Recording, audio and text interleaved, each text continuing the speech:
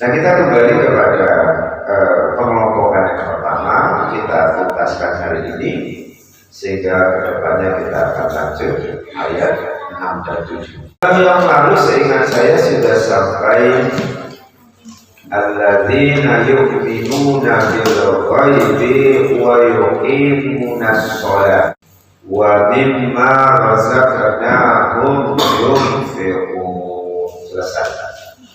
Tapi sekedar ulang 5 menit aja bahwa rangkaian ayat itu menunjukkan bahwa mereka yang mengimani adanya zat yang gaib, terutama Allah, konsekuensi mengimani zat yang gaib sebagai pencipta alias tauhid rububiyah adalah berlanjut ke tauhid uluhiyah atau ubudiyah, yaitu beribadah. Makanya setelah mengimani bil ghaibi wa yuqimunas shalah, dan mereka itu menegakkan sholat. Mengimani zat yang gaib dalam hal ini Allah sebagai satu-satunya zat esa pencipta segala sesuatu, maka konsekuensi mengucapkan terima kasih atas segala ciptaan ini buat manusia, bukan buat mereka, bukan buat jin, bukan buat tanaman tumbuhan. Ya kalau buat binatang hanya rumput, buah-buah, biji-bijian yang udah gak terpakai. Tapi semuanya itu diperuntukkan buat manusia. Seperti dalam pengantaran di surah Al-Baqarah ayat 29. Wallazi khalaqalakum ma fil ardi jami'an. Dialah Allah yang menciptakan semua yang ada di bumi ini untukmu. Nah, sebagai ekspresi terima kasih, maka kita beribadah kepadanya, dan rajanya amal ibadah adalah wa yuqimunas shalah. Itu tauhid uluhiyah alias ubudiyah. Konsekuensi orang yang mantap dalam memahami tauhid rububiyah, menjadikan Allah sebagai satu-satunya zat pencipta, ya atas semua ciptaannya itu syukur nikmat. Ekspresi syukur nikmat itu dalam bentuk ibadah. Namanya tauhid rububiyah. Tauhid yang menjadikan Allah satu-satunya objek untuk diibadahi. Itu tauhid rububiyah alias uluhiyah. Sudah kita bahas. Nah, ternyata ibadah selain wa yuqimunas shalah wa mimma razaqnahum yunfiqun, dan atas sebagian rezeki yang Allah berikan kepada mereka, yunfiqun, mereka infakkan, bukan zakat. Kalau zakat kenapa nggak disinggung di situ? Zakat itu memang sudah wajib. Wajib itu ketika sampai pada ukuran zakat mal dalam hal ini yang 2,5% per tahunnya itu, setelah sampai nasab ukurannya dimiliki 1 tahun, seharga emas mendekati 98 gram yang beredar, 2,5% adalah milik orang lain. Wa fi amwalihim haqqu lis-sa'ili wal mahrum, dalam surah Az-Zariyat ayat 8 dan 19. Dan di dalam harta mereka itu ada hak orang yang lain, sa'il yang minta-minta, mahrum yang gak minta-minta. Jadi kalaupun ada orang yang minta-minta, itu bisa saja menguji iman kita, bahwa dalam harta mereka, harta kita, ada hak orang lain yang minta-minta. Mahrum siapa? Nah, mahrum kalau kajian zakat nanti dibahas, itu yang diatau bahaya 60, yang ada 8 asnaf itu. Mungkin orang fakir, miskin, tapi mereka nggak minta. Gengsi kan? Bukan. Ya, mereka mungkin belajar Quran, ilmu mereka sudah sampai bahwa tangan di bawah itu tidak lebih baik dibanding tangan di atas, sehingga dengan segala kepapaannya mereka tidak minta-minta. Tapi hati kecil kita yang berlebih rezeki untuk patut diserahkan kepada mereka, tahu kalau mereka itu susah. Kenapa kita nggak berbagi rezeki dalam bentuk infak yang jumlahnya tidak seberapa? Tapi infak itu hanya cara Allah untuk menguji keimanan, bukan zakat. Kalau zakat memang sudah wajib, tadi saya uraikan. Ini yunfiqun. Di antara rukun Islam yang 5 setelah syahadatain adalah sholat, puasa, zakat, haji. Yang disinggung sebagai ciri-ciri orang yang beriman menekankan kepada aspek sholat dan infak, bukan zakat, infak. Ya kan? Nah, apa rahasia di balik hikmah sholat dan infak disatupadukan rangkaian ayatnya? Yuqimuna sholat wa mimma razaqnahum yunfiqun. Bahwa infak adalah amalan yang bersifat basyariah, sosial kemanusiaan, alias hablum minan nas. Sedangkan sholat yang bersifat ilahiyah, vertikal kepada Allah, alias hablum minallah. Hablum minallah vertikal kepada Allah, urusan langit bahasa sederhananya. Infak, sedekah, ya termasuk juga zakat sih satu paket, itu adalah urusan bumi, hablum minan nas dengan sama manusia. Sehingga tidak ada ayat yang ketika bicara aqimus sholat dia tidak ditempel dengan wajib zakat.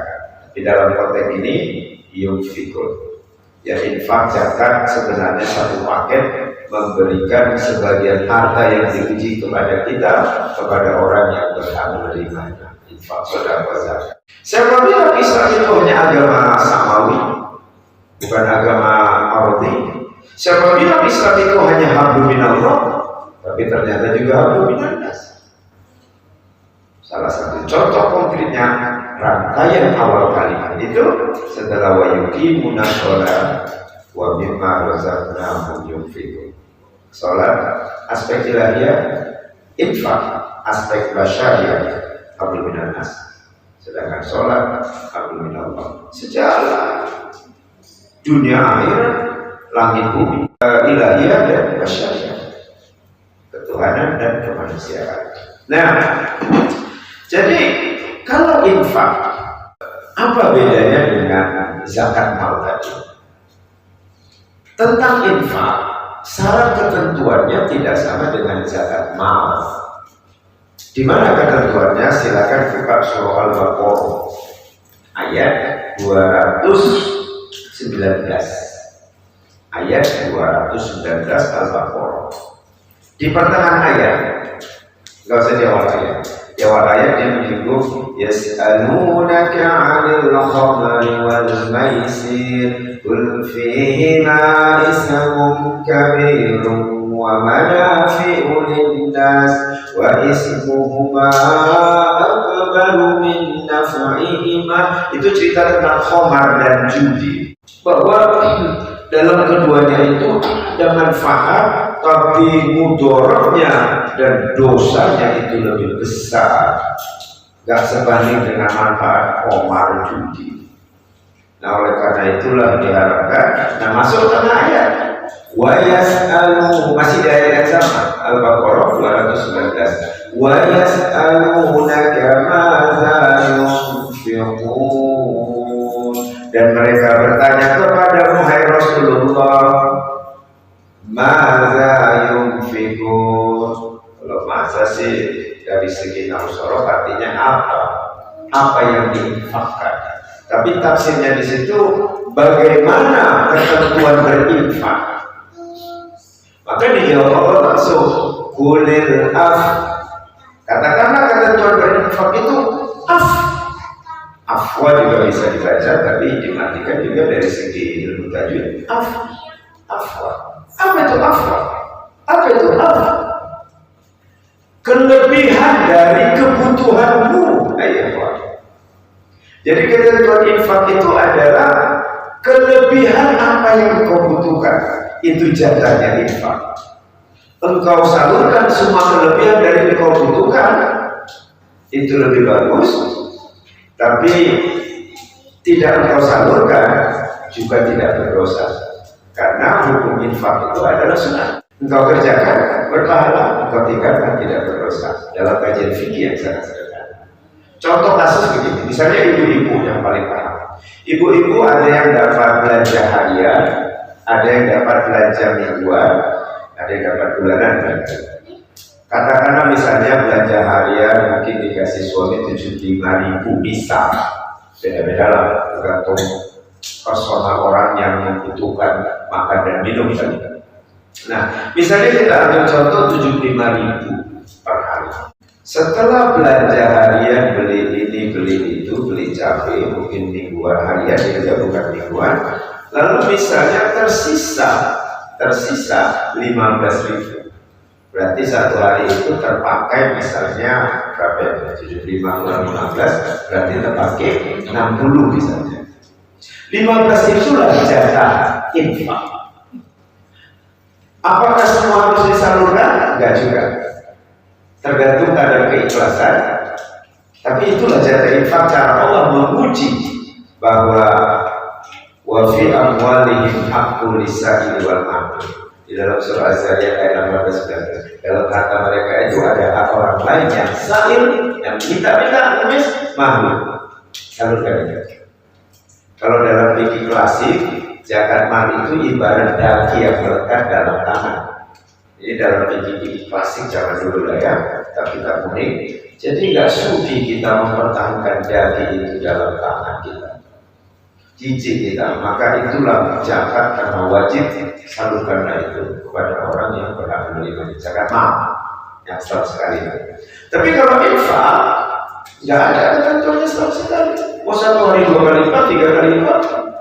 Mau infaknya nunggu 2 hari sekali, 3 hari sekali, tergantung afwa, kelebihan dari yang kau butuhkan.